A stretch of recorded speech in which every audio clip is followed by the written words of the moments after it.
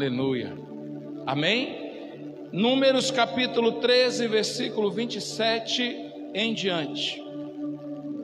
Está escrito assim: relataram a Moisés e disseram: fomos à terra que nos enviastes, e verdadeiramente mana leite e mel, e este é o fruto dela. Porém, o povo que habita nessa terra é poderoso, e as cidades são muito fortificadas, e também nós vimos ali os filhos de Anak. Os amalequitas habitam na terra do Neguebe, os heteus e os jebuseus e os amorreus habitam nas montanhas, e os cananeus habitam ao pé do mar, pela ribeira do Jordão. Então Calebe fez calar o povo perante Moisés e disse: eia, subamos e possuamos a terra, porque certamente prevaleceremos contra ela. Porém, os homens que com ele tinham subido disseram: não podemos subir, ou melhor, não podemos subir contra aquele povo, porque é muito mais forte do que nós. Amém? Paramos então por aqui, e eu quero trazer uma palavra aqui para a nossa igreja, e eu gostaria muito que você recebesse essa palavra no teu coração. A leitura que nós fizemos, ela diz respeito a um tempo onde os espias que foram enviados por Moisés para trazer notícias da terra prometida que Deus havia prometido. Esse texto dá conta da volta desses homens e do relato que eles dão a Moisés. Todos vocês já devem ter visto um filme, um noticiário, uma novela, algo que fale da travessia do povo de Israel saindo do Egito, passando pelo deserto rumo a Canaã. Amém?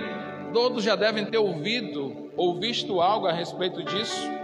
E esse daqui é um momento relatado na Bíblia, aonde de verdade alguns homens vão ali, identificam a terra que Deus havia prometido, trazem dali, não é, a prova de que aquilo que Deus estava falando ou havia falado era realmente algo poderoso, era realmente algo verdadeiro.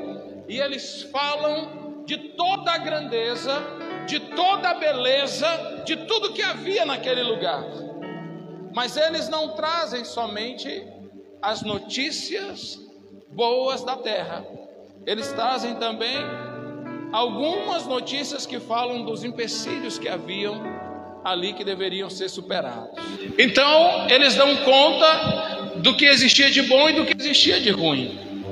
E isso diz respeito à nossa palavra nessa noite, porque eu quero falar sobre algo que deve ser observado na nossa vida como cristão, na nossa carreira da fé. Eu quero falar sobre algo que deve ser observado no novo estilo de vida que nós estamos adotando a partir de agora, que nós estamos desfrutando a partir de agora. Que estilo de vida é esse, pastor? É um estilo de vida, queridos, voltado para o obedecer a Deus. Amém? Hoje nós vivemos um estilo de vida voltado para o obedecer a Deus, ao desfrutar da vontade de Deus. É um estilo de vida aonde a vontade de Deus, ela é sempre mais forte do que a vontade do mundo sobre a nossa vida. É um estilo de vida que nos conduz sempre à presença de Deus e nos afasta das propostas que o mundo tem nos oferecido. E esse é o estilo de vida que eu estou vivendo, e você também, em nome de Jesus. É um estilo de vida diferenciado, é um estilo de vida em que a santidade é o nosso maior patrimônio. Esse é o nosso estilo de vida. Esse é o estilo de vida daquele que vive a carreira da fé. Um estilo de vida onde a santidade, ela é o maior patrimônio. É um estilo de vida aonde confiar em Deus significa ter sucesso. Ainda que, confiando em Deus, recebamos um não, por exemplo. Ainda que confiando em Deus, uma porta se feche. Ainda que confiando em Deus, algo não aconteça. Mas nós vivemos um estilo de vida onde nós não vivemos pelo resultado, mas sim pela promessa que existe de Deus para o nosso coração. Esse é o nosso novo estilo de vida. É um estilo de vida no qual o nosso eu, ele é subjugado à palavra de Deus. É um estilo de vida onde aquilo que eu aprendo, aquilo que eu conheço, as experiências de vida que eu tenho, vale muita coisa. Mas diante da palavra de Deus, isso daí não vale, não tem importância, porque o que prevalece na minha vida será sempre a palavra de Deus, a direção de Deus, a experiência de Deus. É um estilo de vida aonde eu me comporto como servo e não como Senhor. Quem está entendendo isso? Eu estou falando, queridos, do estilo de vida que é o estilo cristão, do estilo de vida que vive aquele que serve a Deus. E hoje nós estamos vivendo isso. Esse estilo de vida, ele é desafiador também. Ele é muito desafiador para nós. Por quê, pastor? Porque a grande maioria de nós que somos servos de Deus, nós não nascemos nesse estilo de vida. Eu não sei você, mas eu não sou de um berço cristão. Eu não nasci em um lar cristão praticante. Eu não nasci em um lar onde o meu pai e a minha mãe me ensinavam os princípios da palavra de Deus. Eu não fui criado assim. Eu não sei você. Quem foi criado assim, que bênção, que coisa maravilhosa. Mas quem sabe a maioria de nós aqui não passou por isso. A nossa criação não foi em uma igreja. A nossa criação não foi temendo ao Senhor. O nosso ensino, ele não foi de submissão aos princípios da palavra de Deus. E por isso que esse estilo de vida que eu falei, ele é desafiador. Porque agora nós temos que aprender a viver uma vida que não foi nos ensinada há tempos atrás, mas que a gente tem que aprender, porque é essa vida que vai nos levar até a presença do Pai Todo-Poderoso. Então ele é desafiador. Nós não aprendemos sobre isso na nossa infância, nós não fomos treinados para esse tipo de vida, para esse patamar. E para muitos, queridos, viver uma vida de obediência a Deus e a sua palavra é um grande desafio. É um grande desafio. Por quê? Porque existe esse confronto. Foi assim também com aquela geração de Israel. Aquela geração de hebreus que saíram do Egito rumo a Canaã, elas passaram por essa história que eu estou contando para vocês. A maioria daquele povo nasceu e foi criado e viveu muito tempo em terras egípcias. E por mais que eles fossem tementes a Deus, e ouvissem de Deus, e acreditassem em Deus, ainda assim, os seus hábitos, os seus costumes, a sua cultura e a sua inteligência eram moldadas, eram influenciadas por aquilo que o Egito trazia. Embora fossem povo de Deus, mas estavam sendo constantemente influenciados e contaminados pelaquilo que o Egito trazia para dentro das casas. Quem está entendendo isso?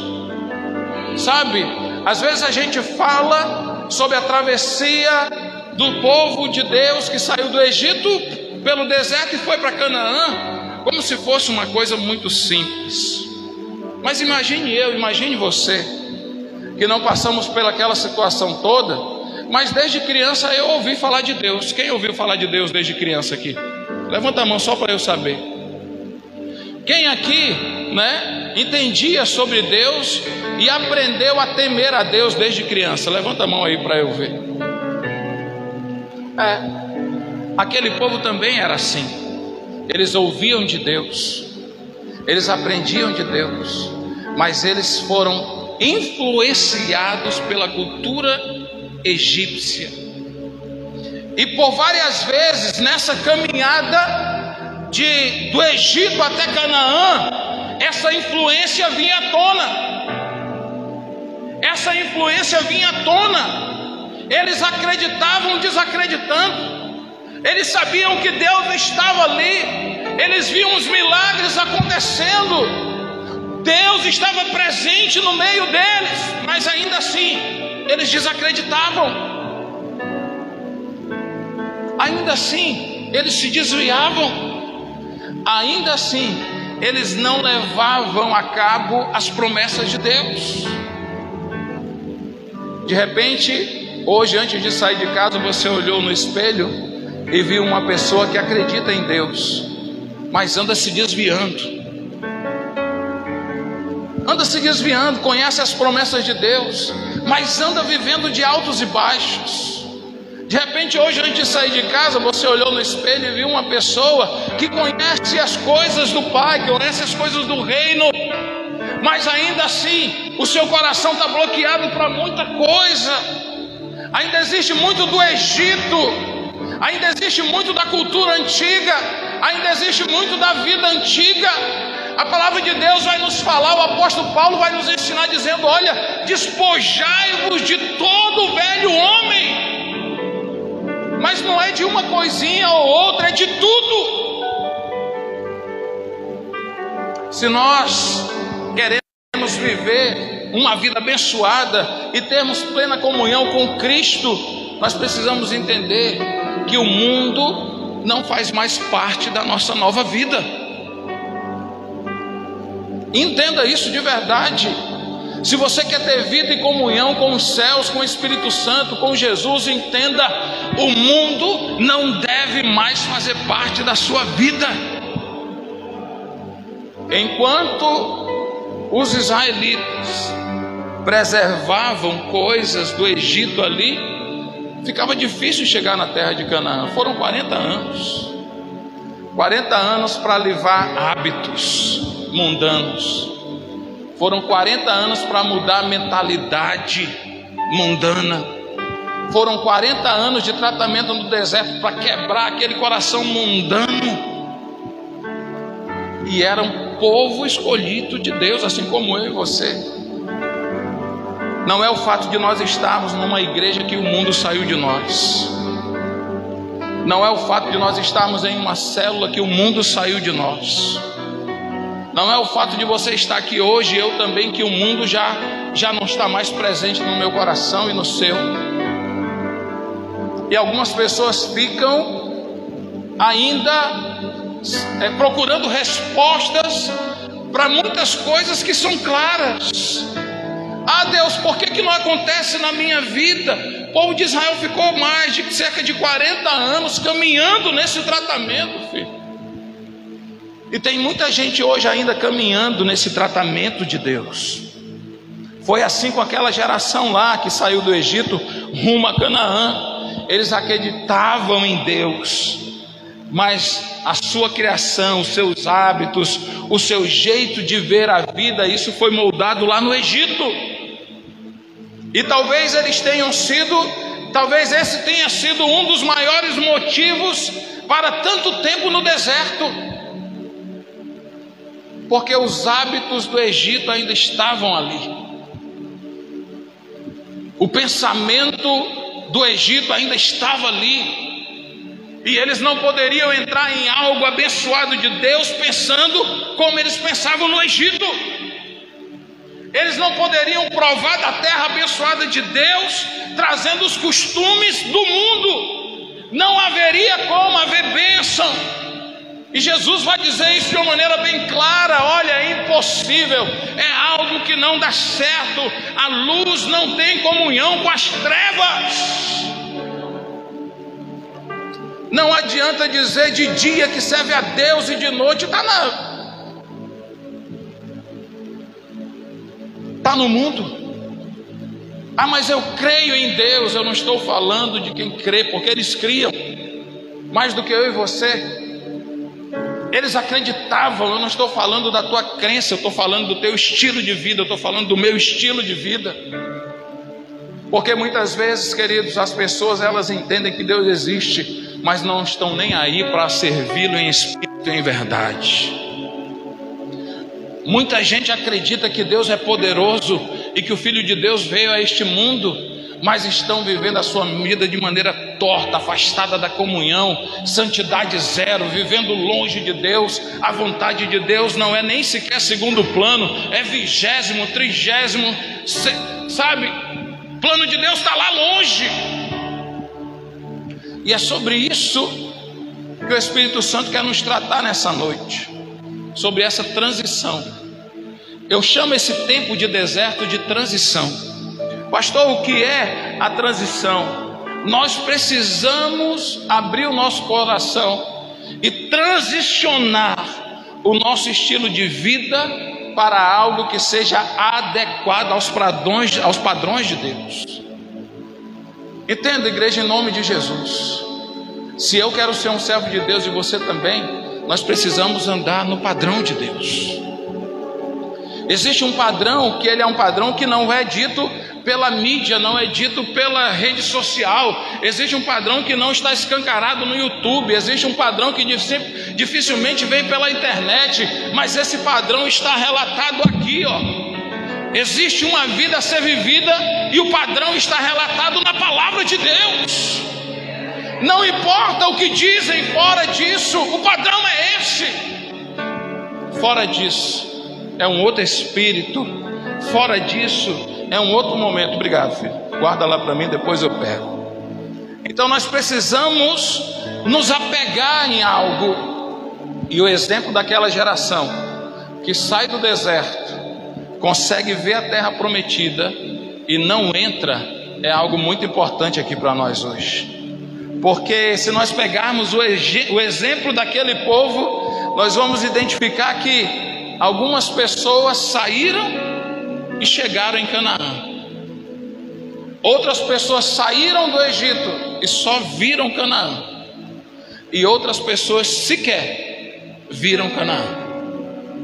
E eu tenho uma notícia para você: todos eles acreditavam em Deus. Todos eles acreditavam em Deus. Todos eles sacrificaram. Quando o anjo da morte ia passar na 10ª praga do Egito, todos eles sacrificaram o cordeiro e passaram o sangue do cordeiro nos umbrais da sua casa. Todos acreditavam em Deus. Mas a notícia é que alguns daqueles que acreditaram em Deus entraram em Canaã. Poucos. Outros conseguiram ver, mas não entraram. E outros sequer viram a terra prometida. Sabe por quê? Porque a transição não foi feita. Pastor, que história é essa de transição? Muitos crentes estão emperrados nesse período, nessa mudança de estilo de vida, nessa mudança de mentalidade.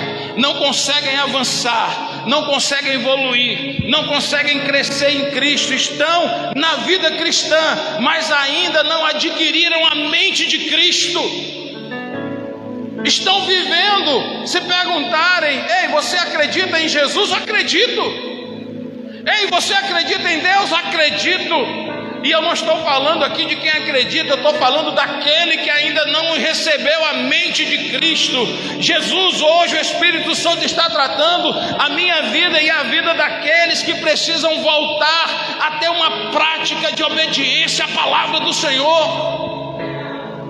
Sabe, queridos, existem ainda pessoas que dizem que acreditam em Jesus, mas não receberam a visão de Jesus. Existem pessoas que dizem que acreditam em Jesus, mas não receberam a linguagem de Jesus. Existem pessoas que dizem acreditam em Jesus, mas ainda não receberam o propósito de Jesus no seu coração. Existem pessoas que dizem eu acredito em Deus, mas ainda não receberam e não vivem no caminho da verdade. E eu não duvido da fé de ninguém, mas as obras mostram quem nós somos. Eu não duvido da fé de ninguém, mas as obras dizem se eu realmente tenho um estilo de vida que agrada a Deus ou não. É necessário nós superarmos isso. Gostaria de ler com você aquilo que está escrito no livro de Gálatas, capítulo 2, verso 20. Por favor. Pastor, quando é que a gente vive essa transição? Como é que eu sei que eu estou deixando o mundo para trás e verdadeiramente vivendo uma vida que agrada a Deus? Estou vivendo um momento em que realmente Jesus é o centro da minha história. Veja bem, queridos, alguém que vive o Evangelho, alguém que não é mais atraído pelos manjares do mundo, alguém que deixou o Espírito Santo cuidar da sua vida. Segundo Gálatas capítulo 2, verso 20, ali está escrito assim: olha, já não vivo mais eu, Cristo é quem vive em mim. E a vida que agora eu vivo nessa carne, eu vivo pela fé no Filho de Deus. Pastor, quando é que eu avancei? Quando é que eu engrenei? Quando é que verdadeiramente eu posso entender que a minha vida, que não é uma vida apenas de palavra, que eu já estou superando? Quando é que eu entendo, pastor, que o mundo já está ficando para trás de verdade na minha vida e cada vez mais Jesus vive em mim? É você olhar para a sua vida e fazer essa análise. Será que Cristo de verdade está resplandecendo em você? Será que Cristo de verdade, Ele se revela em você? Será que aquilo que você faz, será que aquilo que você fala, será que aquilo que você vive, o teu estilo de vida, ele revela Cristo nesse mundo? Se sim, amém.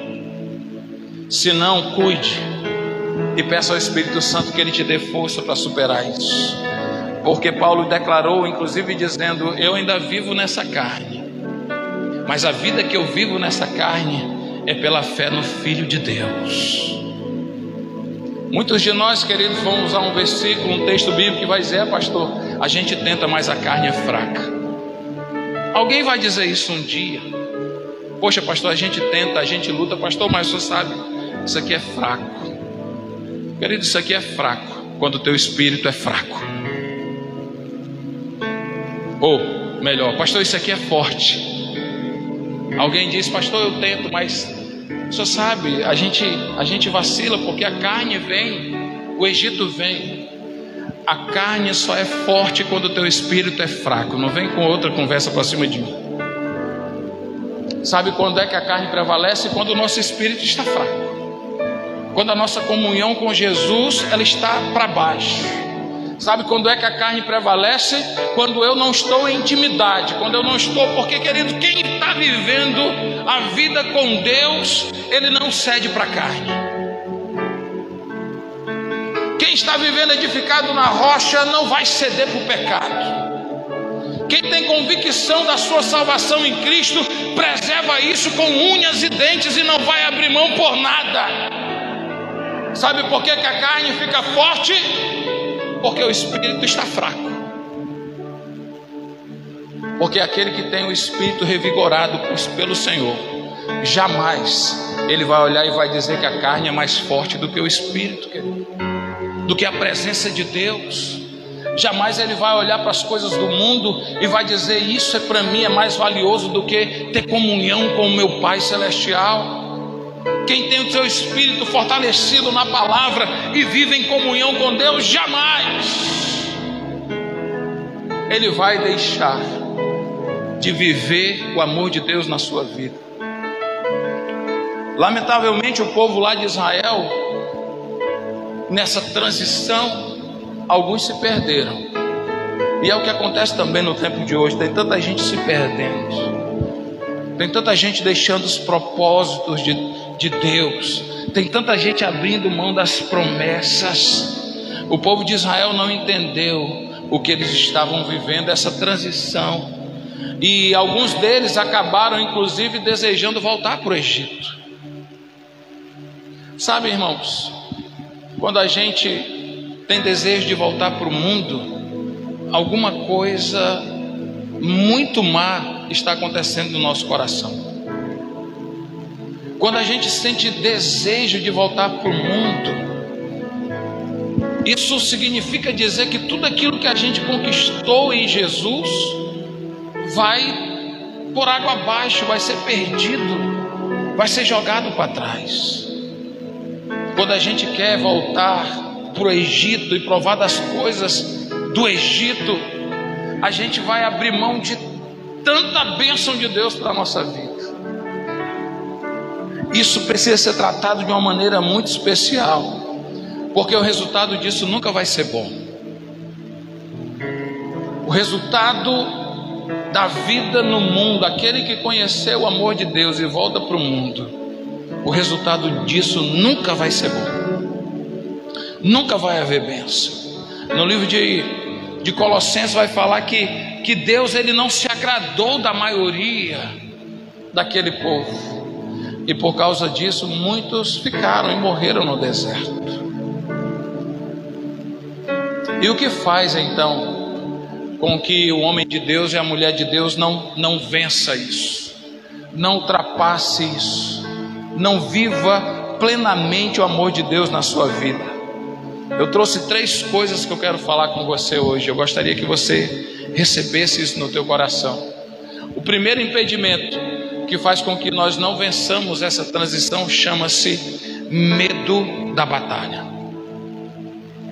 Tem muita gente que ainda não está vivendo uma vida plena de comunhão com Deus e com o seu reino por causa do medo do que vai enfrentar. Uma vez nós estávamos preparando um batismo na igreja, e uma pessoa que estava sendo preparada para o batismo, ela chegou para nós e disse: pastor, eu não vou mais batizar. Por que você não vai batizar, filha? Ela disse: eu não vou batizar porque a minha família não vai compreender isso, e eu vou encontrar confusão dentro da minha casa. Para não enfrentar a batalha, essa pessoa resolveu não ser batizada nas águas. Eu não estou julgando a decisão dela, eu estou falando o fato. O fato é que para não enfrentar uma batalha, ela resolveu não ser batizada. O fato, queridos, é que para não deixar de lado uma amizade, muitos têm preferido ficar no Egito, no mundo, do que se voltar aos braços de Deus. Para não deixar de lado um prazer, que existe no Egito muita coisa boa, e para não deixar de lado um prazer, para não deixar de lado algo que agrada o seu coração, mas que não agrada o coração de Deus, muitos preferem viver longe da presença, longe da comunhão, longe da ceia, longe da intimidade com Cristo, pelo medo de ser rejeitado pelos amigos, pelo medo de encontrar problema em casa, pelo medo de ter que deixar isso ou aquilo para trás, pelo medo de ter que adotar uma nova linguagem, pelo medo de ter que viver um novo estilo de vida, pelo medo de se entregar de verdade ao amor de Jesus e deixar as coisas que são passageiras para trás. Mas isso dá um medo, porque vai ser algo novo. E por causa do medo da batalha, muitas pessoas estão deixando as promessas de Deus para trás. Sabe o que aquele povo disse? Nós não vamos lá. Nós não vamos lá batalhar contra eles, porque eles são mais fortes do que nós. Alguém se lembra o que nós lemos no começo? E eles disseram: é tudo muito bom, é tudo muito lindo, é tudo do jeito que Deus disse. Mas sabe de uma coisa? A gente não quer aquilo. Quem aqui não gosta de receber uma oração? Quem aqui não gosta de receber um carinho? Quem aqui não gosta de receber uma palavra de Deus? Quem aqui não gosta de receber no WhatsApp uma mensagem, né? Uma mensagem ali que agrade o seu coração e que seja uma mensagem espiritual e que vai edificar a sua vida? Todos gostam. Eu gosto, mas eu não quero me comprometer com isso. Você está entendendo o que eu estou falando? Acredita em Deus, mas não quer se comprometer com Deus. A segunda coisa que afeta de verdade essa transição é quando falta visão espiritual. Porque tem muita gente que está vivendo a vida com Cristo, mas não quer ter a visão espiritual das coisas. Quer viver em Deus de maneira carnal, quer viver em Deus de maneira espiritual. E a palavra de Deus vai dizer que aquele que discerne as coisas naturalmente só vai ter uma visão natural de tudo. Mas aquele que é espiritual, ele discerne as coisas de maneira espiritual. Alguém que é simplesmente natural vai olhar para o que está acontecendo dentro da sua casa, no seu casamento, nos seus filhos, daquilo que está acontecendo na sociedade, daquilo que estão implantando dentro das famílias, daquilo que aparece na TV, nos filmes, e vai dizer: ah, isso é tudo assim mesmo. Nunca se viu tanto filme com cenas de sexo como tem hoje, queridos. E eu não estou falando isso porque o sexo é algo ruim, não. O sexo é algo bom, é algo abençoado por Deus, quando é feito e realizado dentro de um matrimônio abençoado por Deus. Mas hoje está explícito. É homem com homem, é mulher com mulher, é menino com velho, é velho com criança. E as pessoas estão dizendo que é assim mesmo. Você está entendendo o que eu estou falando? Ah, mas é assim mesmo. Isso é o mundo mesmo. O mundo é assim. Mas não é assim mesmo para aquele que tem a visão espiritual. É assim mesmo para alguém que tem a visão natural e carnal. Mas aquele que tem a visão espiritual, aquele que vive um novo estilo de vida, aquele que vive a sua vida pautado no padrão da vontade de Deus, jamais será assim mesmo. Mas jamais. Olha para o problema dentro da casa, olha o filho se perdendo, olha a filha se deixando levar, olha, né, a sua família escapando da sua mão e diz: não, mas é assim mesmo, não tem mais como controlar essas crianças, não tem mais como controlar esse povo, querido. Assim mesmo, negativo. Nada de assim mesmo, porque aquele que tem a visão espiritual, ele vai enfrentar isso de maneira espiritual. Faz quanto tempo que você não levanta um jejum pela tua casa? Faz quanto tempo que você não levanta um jejum pela tua família? Faz quanto tempo que você, marido, não levanta um jejum pela tua esposa? Faz quanto tempo você, mulher, não levanta um jejum pelo teu marido? Faz quanto tempo, pai e mãe, que você não levanta um jejum pelo teu filho? Faz quanto tempo que a tua família está vivendo de maneira natural e você está de braços cruzados? Não foi para isso que Jesus te chamou. Quem vive o reino, quem supera a transição do mundo para a nova vida em Cristo, entende o que eu estou dizendo. Aquele que está ainda vivendo a transição vai ficar pensando: ah, mas o pastor está pegando muito duro, o pastor está pegando muito pesado, ah, pastor, não é mais assim mesmo. Me desculpe, você que me acompanha na internet ou você que me ouve aqui, mas eu prego e vivo daquilo que a palavra de Deus me diz. E disso eu não posso abrir mão. Por mais que alguém pense diferente, eu respeito a pessoa, mas quanto ao pensamento, eu sou o contrário. Porque se viver para Deus é ir na contramão do mundo, eu estou preparado para esse acidente. Se vai dar acidente, eu estou preparado. Porque a vida para Deus, querido, vai na contramão do mundo. Viver para Deus, viver uma comida de comunhão, ter a mente de Cristo, ter o ensino de Cristo, viver a palavra de Cristo, vai na contramão do mundo e não tem como. Quem tem a mente de Cristo não fica com música mudando no celular, não, irmão. Quem tem com a mãe, olha, quem tem a mente de Cristo não suporta isso. Ah, mas quando eu estou na igreja eu levanto as mãos e louvo. Ah, mas quando eu estou no carro eu coloco qualquer coisa me serve. a mente de Cristo não fica vendo qualquer coisa na televisão, nos anúncios, na internet. Quem tem a mente de Jesus não se detém na pornografia, não, querido. Quem tem a mente de Jesus não deixa os seus filhos fazerem o que querem. Ao contrário, eles doutrinam e ensinam o princípio da palavra de Deus dentro da sua casa. Hoje em dia é comum, para se livrar dos filhos, coloca um celular ali na mão do filho, e o filho fica mexendo naquele negócio e mexe melhor do que nós. Eu encontrei esses dias um amigo meu, e eu vou até, não posso falar aqui, porque senão vai dar errado. Mas um amigo meu me deu uma dica muito especial. Eu não posso compartilhar, senão não vai ser mais algo sigiloso. Mas é algo, depois eu vou procurar ele e vou pedir para ele me orientar melhor sobre o que ele me falou a respeito de controle familiar. Sabe, irmãos, a responsabilidade que nós temos nesse mundo é algo tão especial, porque se o mundo ainda está vivendo, dias aonde o Espírito de Deus ainda age, aonde Deus realiza milagre, aonde a presença do Evangelho ela ainda é viva, é porque existe uma igreja, existe eu e você, nós estamos nessa terra.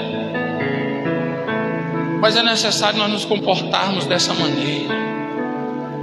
Vigia porque a falta de visão espiritual pode estar bloqueando o crescimento da tua família. A falta de visão espiritual pode estar bloqueando o teu crescimento ministerial.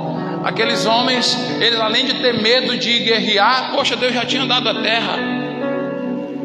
E a primeira coisa que eles disseram: nós não vamos lá guerrear porque nós vamos morrer. E para completar e endossar o que estava dizendo, ele dizia: sabe como é que eles olham para nós e a gente olha para eles são tão grandes de uma maneira que a gente parece gafanhoto. Como que a gente vai ganhar desses brutamontes aí, desse pessoal grandão? Falta de visão espiritual. A maneira negativa como nós nos enxergamos muitas vezes faz com que a gente prove o pouco, e o pouco é o deserto. Deus tem tanta coisa boa em Canaã, mas você olha para você com uma visão negativa de você mesmo, e sabe o que você vai ficar comendo? Areia no deserto. Está lá o cacho de uva grandão, mas eu não vou entrar ali, porque eu não posso, eu não sou poderoso, eu não vou conquistar. Ah, Jesus, nós precisamos superar isso. E para que eu possa encerrar essa palavra e ministrar a Santa Ceia poderosa do Senhor na nossa vida, eu quero falar do terceiro empecilho que faz com que a gente não viva essa transição. Chama-se passividade. A passividade, querido, é a preguiça. Olha para quem está do teu lado aí, vê se essa pessoa tem cara de preguiçoso ou de preguiçosa. A gente conhece pela cara muitas vezes. Ah, mas está todo mundo de máscara, não vai dar, a maioria, né? Sabe, irmãos, tem gente que é um leão, tem mulher que é uma leoa, é um animal indomável. Mas meu Deus do céu, olha, disposição para tanta coisa nessa vida. Mas quando as coisas é o reino de Deus, quando o assunto é a obra de Deus, quando o assunto é vida com Deus, mas o cidadão murcha, mais murcha que acaba o homem, acaba a mulher, consegue correr 10 quilômetros, sai da corrida, pega a bicicleta e pedala mais 50 quilômetros, consegue deixar a bicicleta, vai para o trabalho o dia todo.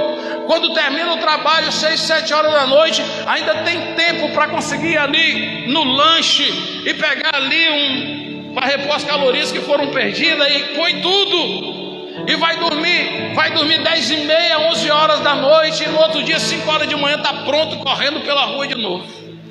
Glória a Deus. Mas quando o assunto é o reino de Deus, meu irmão, dá uma preguiça que começa dentro do tutano. Sabe o que é o tutano? Alguém sabe o que é o tutano?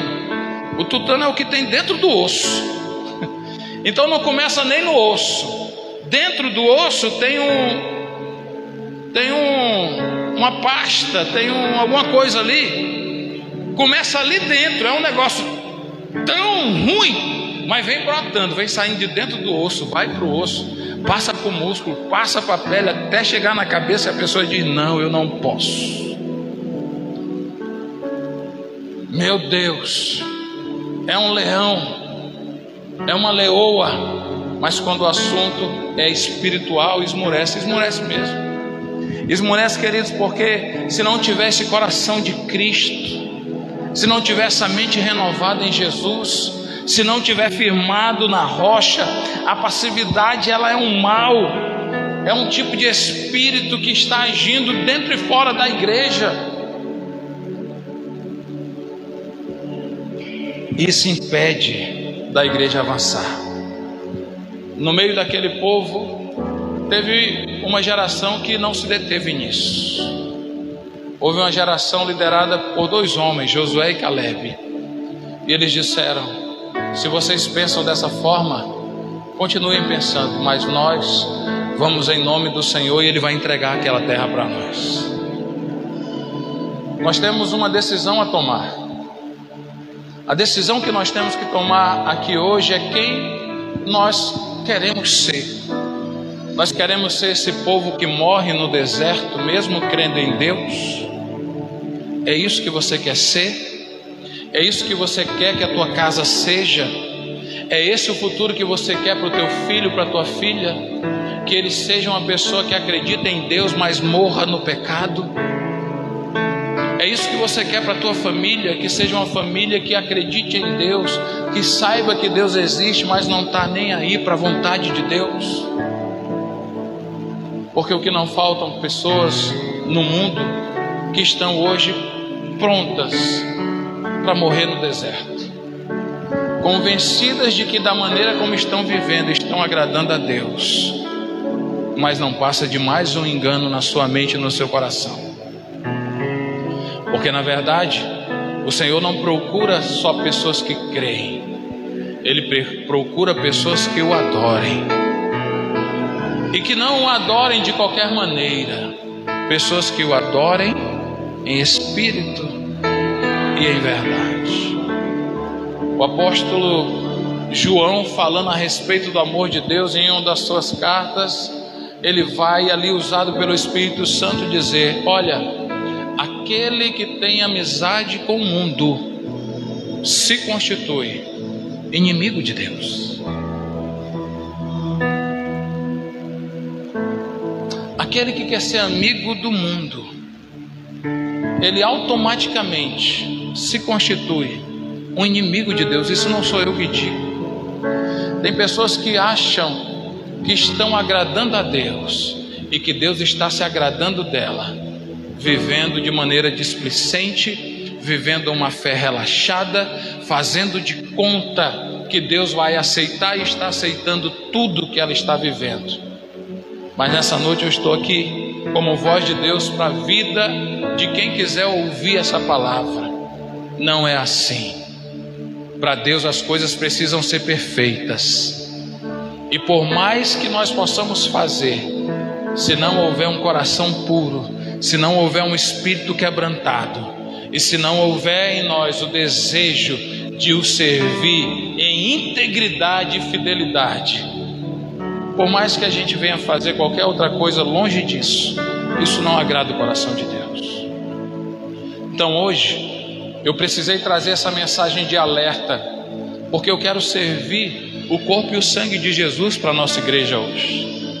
Eu quero servir algo que é santo, algo que é sagrado, algo que não conheceu pecado, algo que passou por esse mundo e que em tudo agradou a Deus.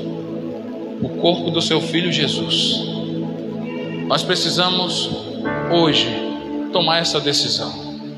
Será que verdadeiramente eu estou vivendo essa aliança com Deus ou não? Se você entendeu essa palavra, eu gostaria que você se colocasse de pé.